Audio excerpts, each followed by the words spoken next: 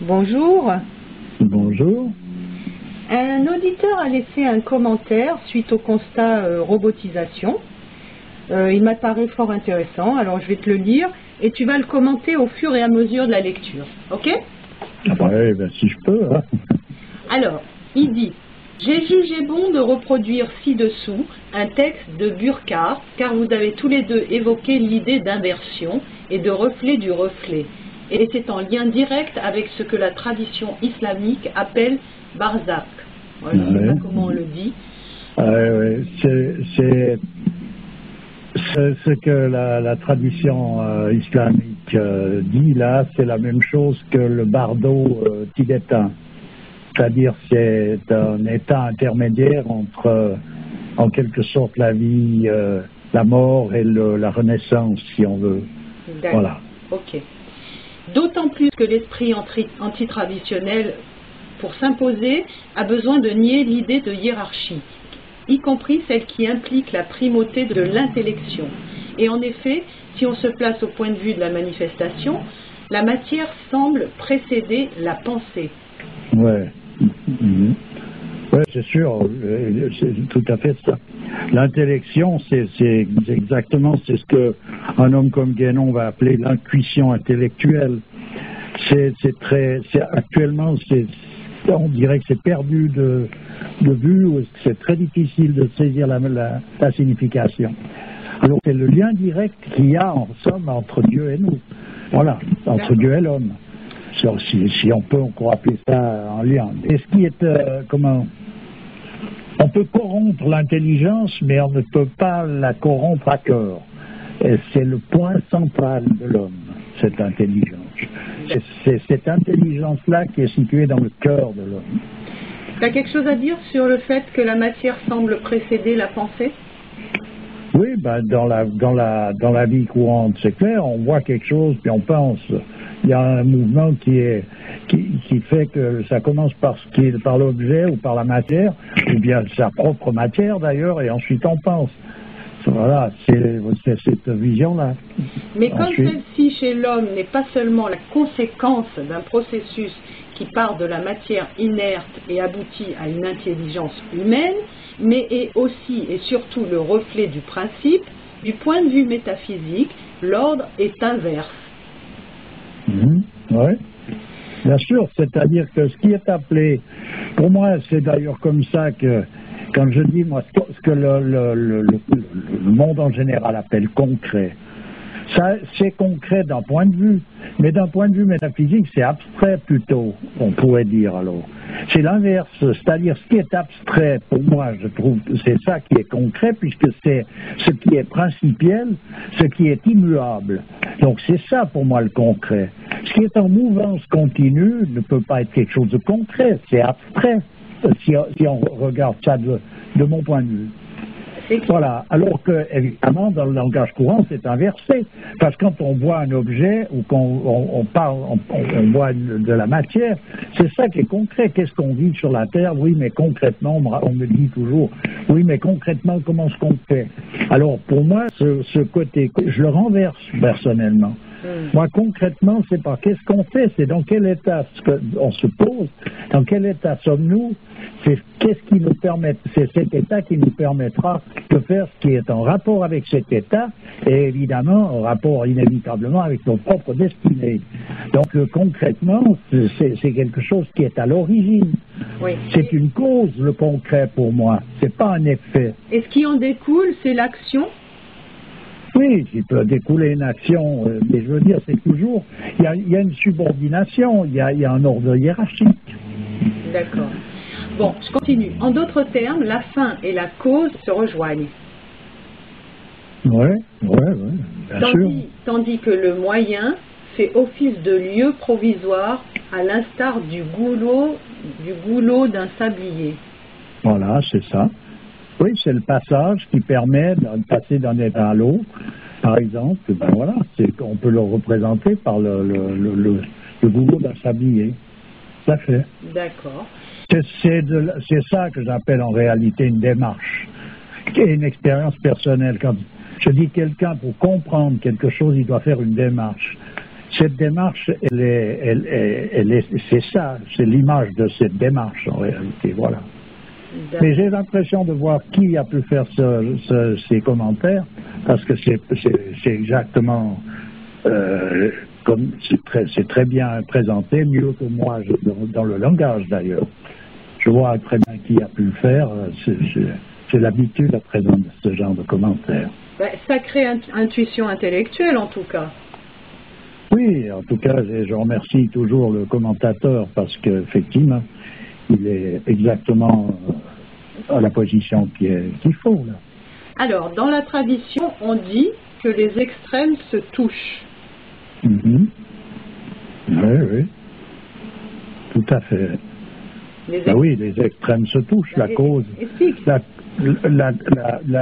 d'ailleurs, la démonstration de ça, c'est justement dans le monde où la matière a l'air de précéder la pensée, et dans la réalité,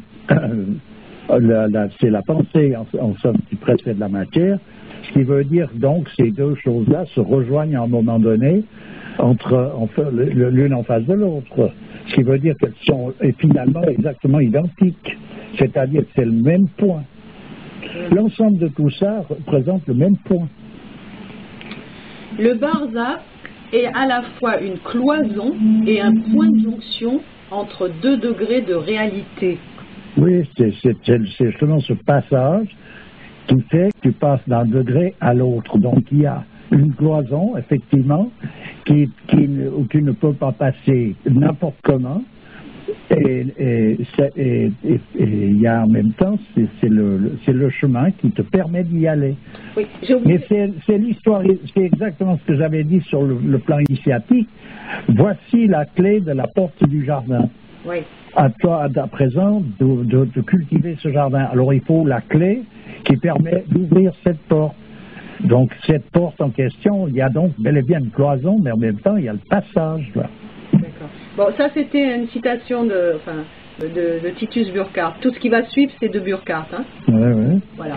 Donc le Barzakh est à la fois une cloison et un point de jonction entre deux degrés de réalité. En tant qu'il est intermédiaire, il renverse, à l'instar d'une lentille, le faisceau de lumière qu'il transmet.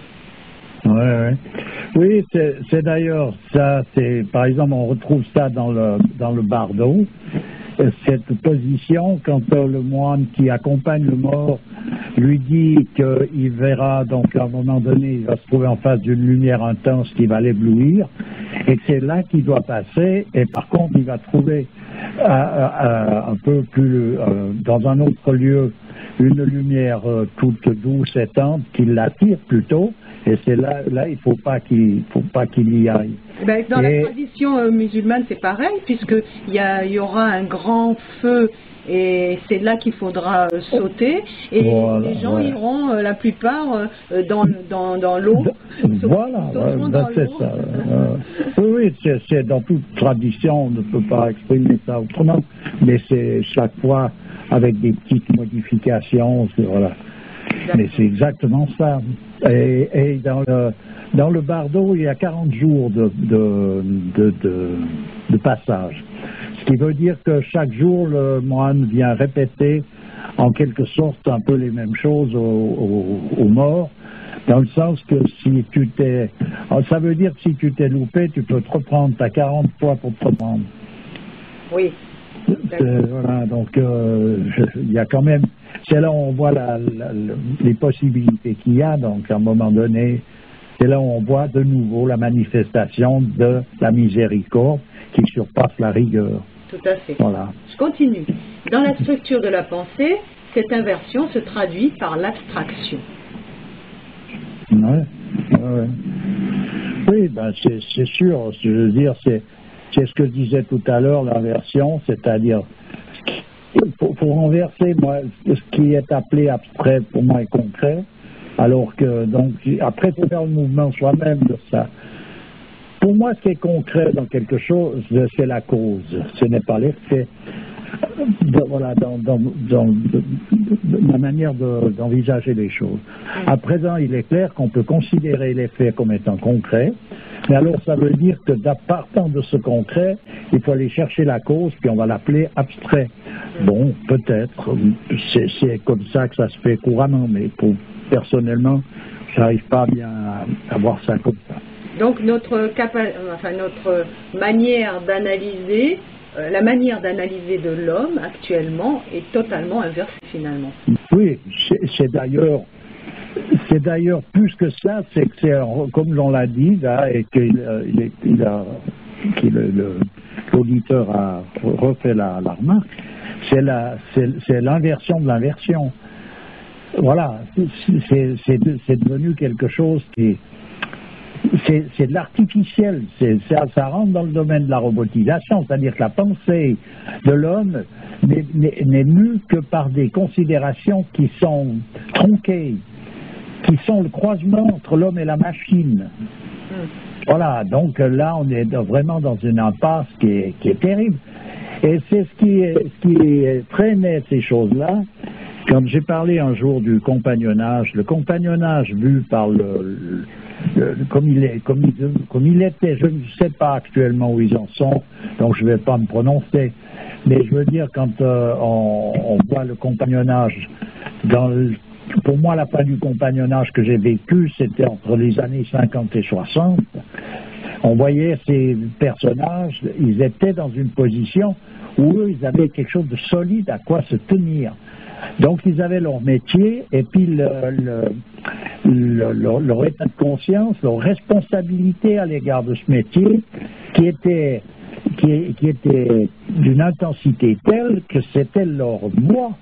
C'est une véritable voix qui rentre d'ailleurs là dans le compagnonnage, dans le cadre d'une voix chrétienne. Alors c'est pas rien que le fait de faire bien, de faire juste, d'avoir le goût du parfait, de ci, de là. Non, c'est une position exacte par rapport au principe fondamental de toute chose, où tu dois te positionner. C'est pas de faire bien, tu dois te positionner en tant qu'homme. Donc voilà, ils apprenaient ça. C'est un mouvement initiatique, le compagnonnage. C'est pas rien que quelque chose avec des rites qui font rire un peu tout le monde ou qui sont incompris de la majorité des gens. Un rite, il a une importance capitale dans ce genre de situation-là. Puis il est représentatif exactement de cette position. Voilà. Et quand on dit d'un compagnon qu'il est d'équerre, qu'il est d'aplomb, qu'il est... Oui, je l'ai déjà dit, mais je peux le redire 100 fois de toute façon. Bon, je continue ? Je continue. Ouais. La pensée n'est capable de synthèse qu'en se dépouillant de l'aspect immédiat des choses. Ouais. Ah oui, faut enlever l'écorce de la vision première de chaque chose qui représente l'aspect illusoire. D'accord. Par rapport à la cause. Dans la mesure où elle se rapproche de l'universel, elle se réduit, pour ainsi dire, à un point. Oui, bien sûr. C'est ça. Mais c'est sûr. Attends, explique, parce que c'est clair pour toi. Eh bien là, c'est expliquer, c'est que je dirais que on va amoindrir l'expression là qui est parfaitement juste et qu'il ne faut pas rajouter quoi que ce soit. La seule chose que je pourrais dire, c'est que pour comprendre ça comme il faut, d'ailleurs l'ensemble de tout ce qui a été dit, il faut donc soi-même faire une démarche qui consiste à passer par cette cloison qui permet d'arriver dans un état, c'est-à-dire de passer d'un état à un autre. Donc c'est cette démarche en question qu'il faut faire. Bon, et l'histoire du point, on en reparle à partir de là, et il n'y aura plus rien à dire en principe. En fait, tout est contenu dans un point.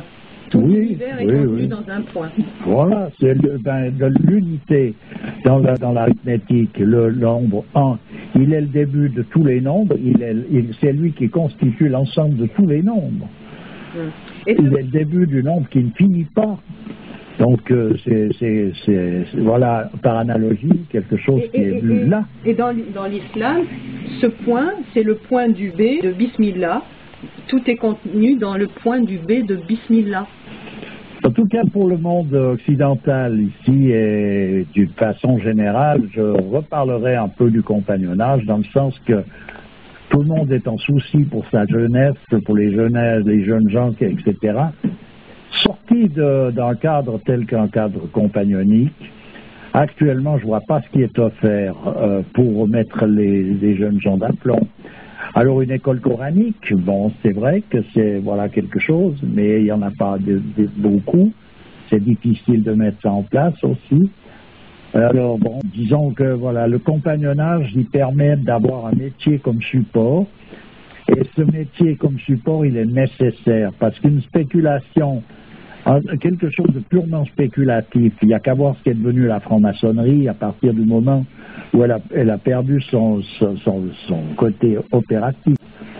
C'est qu'on part dans n'importe quel décor et puis après on positionne les différentes connaissances sur n'importe quoi, etc. Ça devient n'importe quoi. On peut l'utiliser d'ailleurs, il n'y a qu'à voir des mouvements comme le communisme qui a été un truc infernal et calqué à quelque part sur la religion. Le nazisme même est calqué sur quelque chose de valable au départ. Donc on peut faire des comment est-ce qu'on dit ça, des passages là d'une chose à l'autre inconsidérément.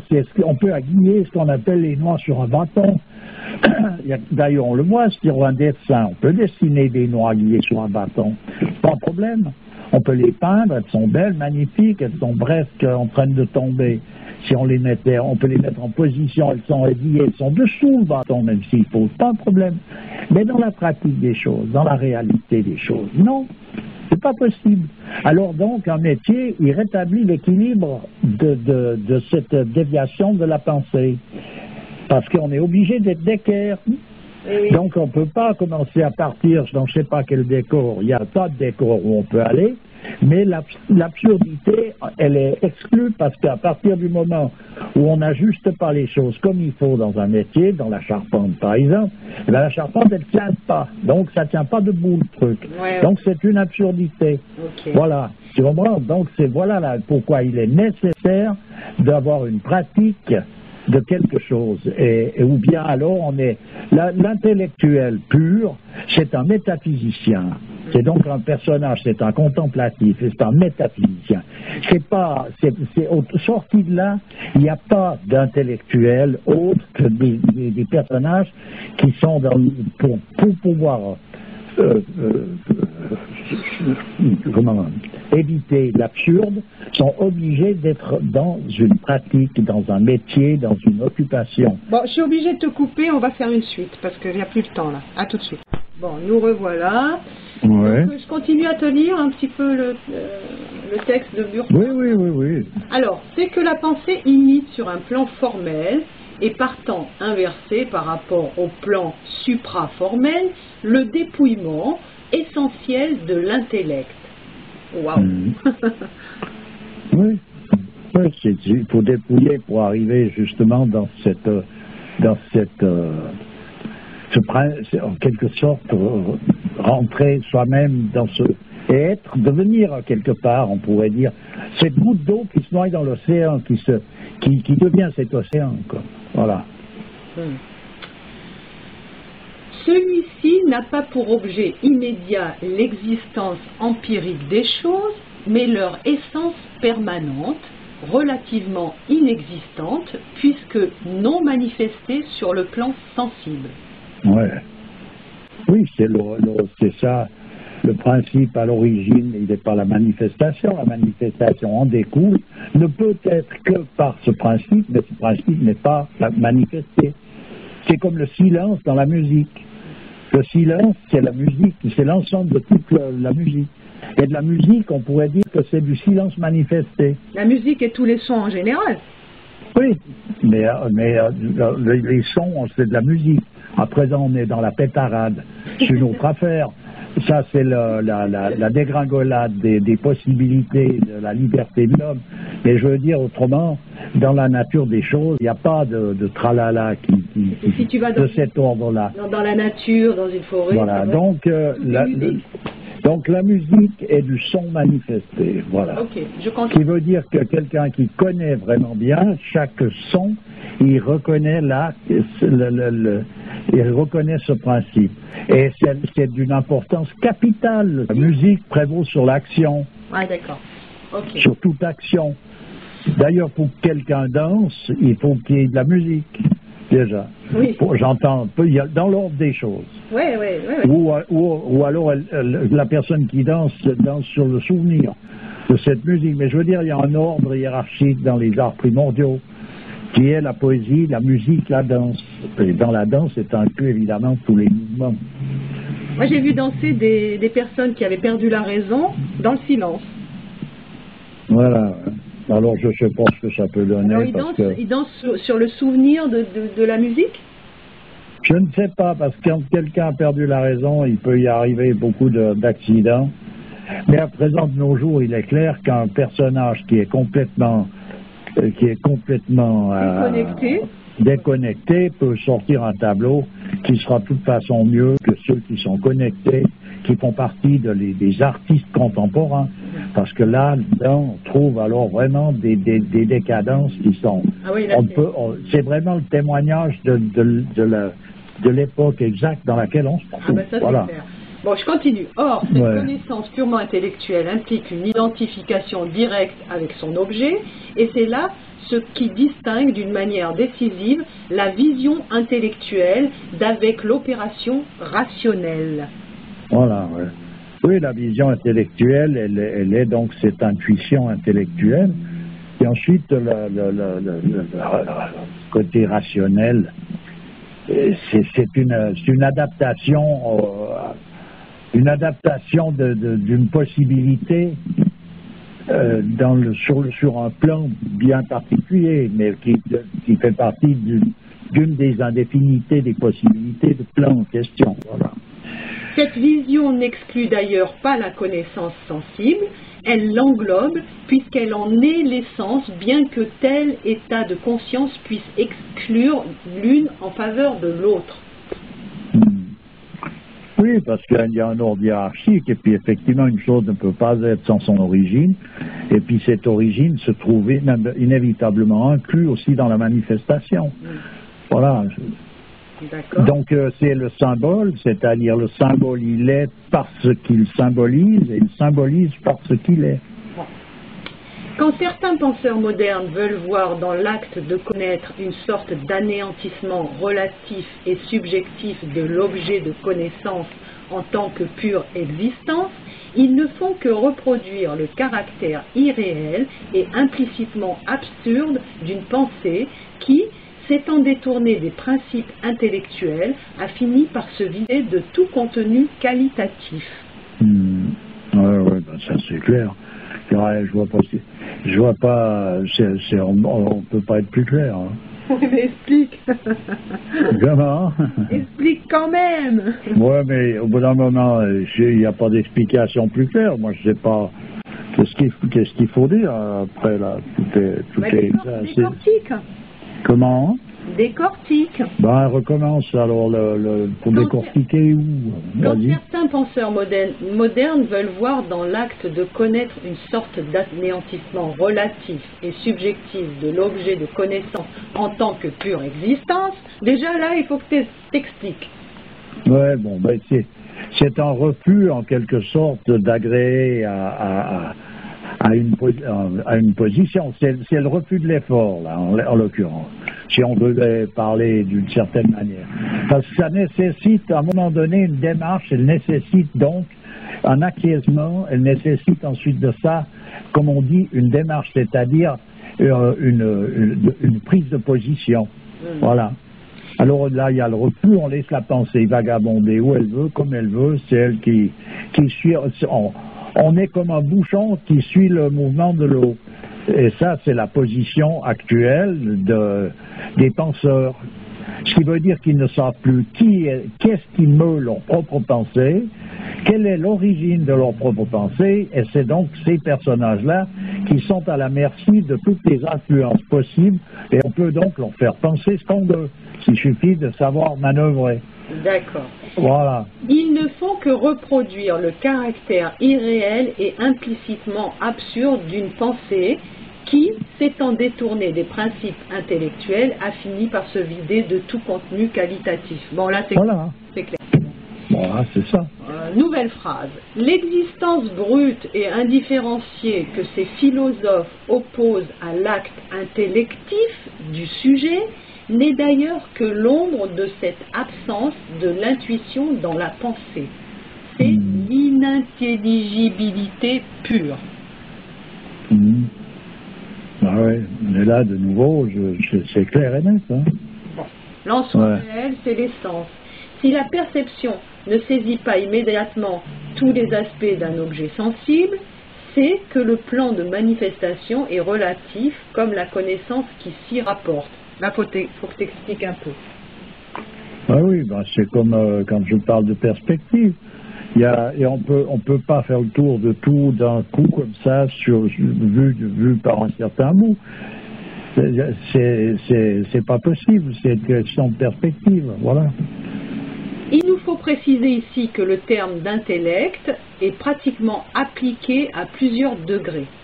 Il peut désigner le principe universel de toute intelligibilité, principe qui transcende les conditions limitatives du mental, mais on peut également appeler intellect le reflet immédiat de l'intellect universel dans la pensée.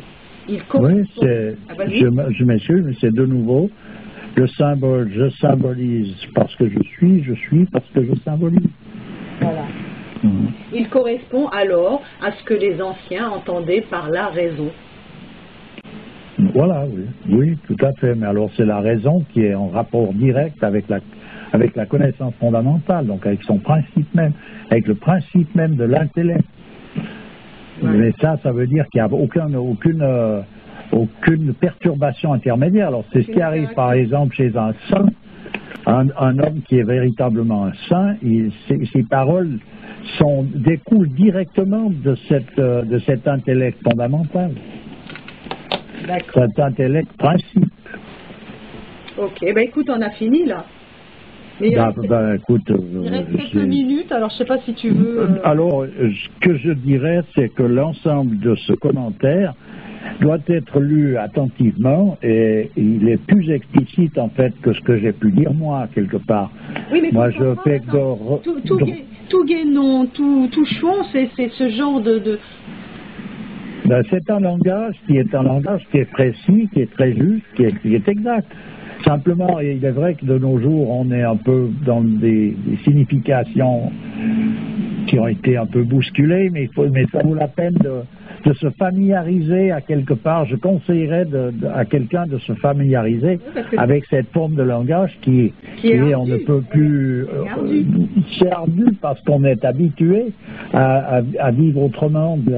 C'est comme quelqu'un qui doit avoir des bonnes manières, qui doit être nickel de partout dans ses gestes et dans ses mouvements. Et quand il est habitué à un peu de relâchement, et c'est difficile de remonter la pente, mais ça serait une nécessité. Ce langage-là, il est précis. Moi, je ne fais que d'imager à ma manière. Comme je te dis, moi, j'ai vécu d'une façon très rustique. Je suis un peu l'homme des bois, qui est à l'école quand il s'en rappelait qu'il y en avait une, etc. Donc, mais c'est pas un avantage sur toute la ligne.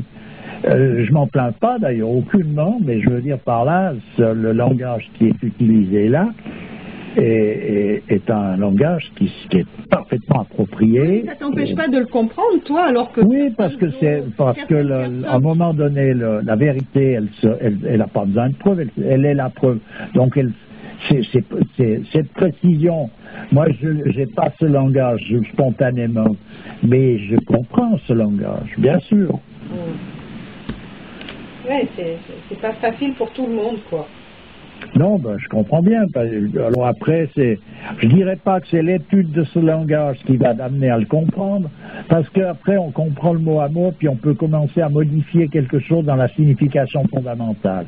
C'est ce qui arrive dans certaines explications que j'ai pu entendre à l'occasion de la part de personnages qui veulent toucher à quelque chose d'ordre spirituel et qui en réalité n'y sont pas du tout.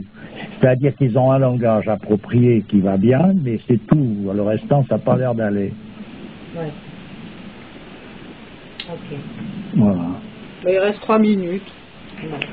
D'accord, ben écoute... En tout cas, où je peux dire une chose, je recommande encore d'une manière... j'insiste beaucoup sur le fait qu'un enfant, un jeune personnage, a intérêt à se trouver un métier, mais un vrai métier, pas une fonction, une occupation, l'espèce de conciergerie pour faire le larbin d'une machine quelconque. Il s'agit d'un métier. Alors il y en a une multitude, des charpentiers, des horlogers, des bijoutiers, des luthiers, des bénistes, des menuisiers, etc. Mais un métier. Ouais. À partir de là, ou un métier même qui peut être très... Vous voyez, quelqu'un qui aime bien la finesse, ben, la lutherie, c'est quelque chose d'extrêmement fin, la marqueterie, la broderie, tout ce qu'on veut, mais quelque chose qui est un métier. Ouais. Et qui le fait lui-même avec ses mains. Et ses mains et ses mouvements sera le support de sa pensée, de toute spéculation de sa pensée et de recherche au fond des choses, au fond de soi, et de recherche dans des connaissances qui ont une vraie valeur. Parce que ça permet de zapper toutes les ruses du diable, on peut dire. Voilà. Un métier, ça contrarie le diable. Ah oui. Ah oui. Parce que lui, il se glisse partout, il raconte, il te fait tourner. C'est lui qui te fait aiguiller les noix sur un bâton. Dans la réalité, c'est pas possible. Mais lui, il y arrive, parce que tu veux pas te mettre en accord avec des lois universelles. Donc, à partir de là, adieu. Tu comprends l'histoire? Oui, je comprends. Voilà. Ok, ben écoute, je te remercie pour ta patience. Mais toujours avec plaisir. Et puis, je te souhaite une bonne journée. À bientôt. À bientôt. Au revoir.